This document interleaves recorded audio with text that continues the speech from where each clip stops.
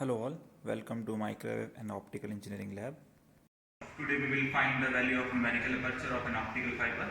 For this I am going to use an optical fiber communication trainer kit which we have already used in the last experiment, and along with I am going to use an optical fiber over here, one scale to measure the distance and the other to measure the diameter. So these are already given us by the company of Scientech, as this kit is of Scientech. Along with it I am going to use a CRO over here. This CRO will help us to set our input voltage to 5 volt peak to peak. So let's start with it. I will turn on this kit of fiber optical communication and I will set here my value of my input signal, that is function generator input at analog value of 1 kilohertz. So I am going to connect my input over here. Sorry, this is the ground, so I am going to connect this to the common ground of this kit, and here I am going to check the value of my output voltage. You can see I am going to achieve here an sinusoidal signal, but I have to set it for 5 volt peak to peak. So how I will do it? I will set this to the value 1, means the multiplier over here will be 1, so it means the number of the divisions should be equal to 5, and by multiplying it with 1 I will get the 5 volt peak to peak. So right now it is having 1, 2 and almost 3 divisions, so I am going to increase my amplitude from here, from this knob, and when I will increase it, you can see on there that the CRO is also getting the output and the value is being increased over there also. Now exactly at this point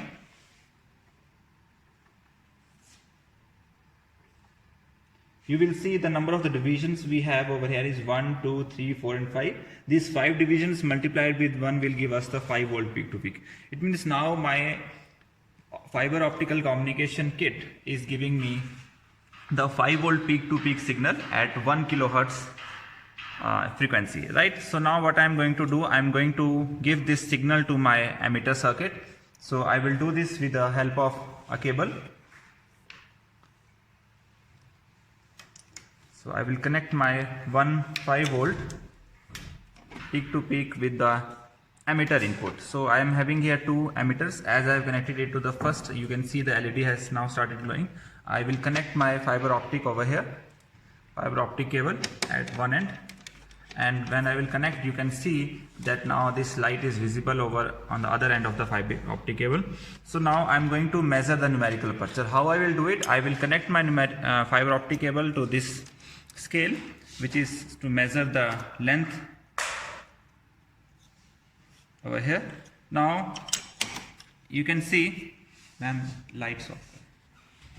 Now you can see with the help of this measurement, that is to measure the diameter, when I will put it over here and I will bring it closer, you can see the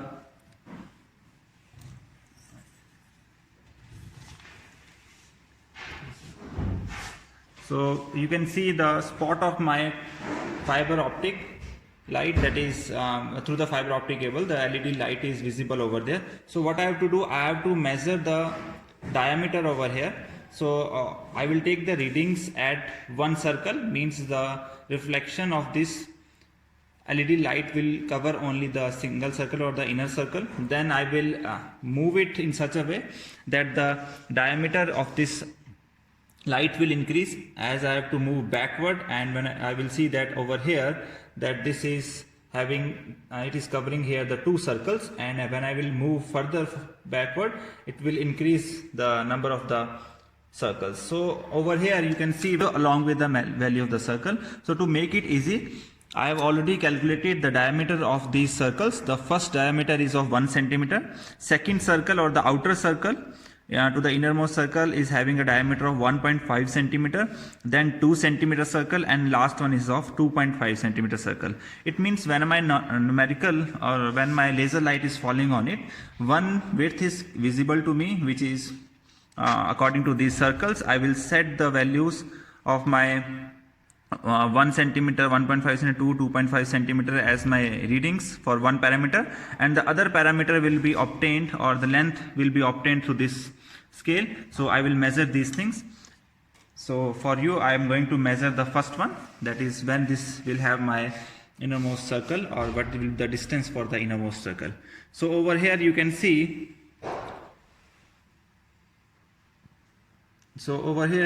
that this is covering the innermost circle right now. Over here only the innermost circle is now covering this light. So it means over there I will read the value of my length scale. You can see here the length scale is slightly greater than 1, and it is 1.8 centimeters. So over here 1.8 centimeter is the length for the inner circle. When I will move backward, the circle will increase, or the light circle will increase, and I will set it to the 2 circles. So over here it is around 2 circles. So I will read this value and it will come out to be almost equal to 3 value. So by this I will get the values of my different circles, and I am going to use here a formula. The formula is,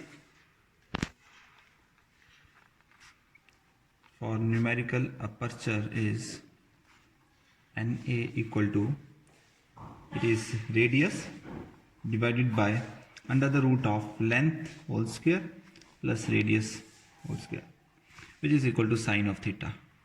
We have obtained the radius from here, that is the radius of this first circle is 1 by 2, that is 0.5 centimeter. Then next circle radius is 1.5 divided by 2, and so on, and length we have obtained.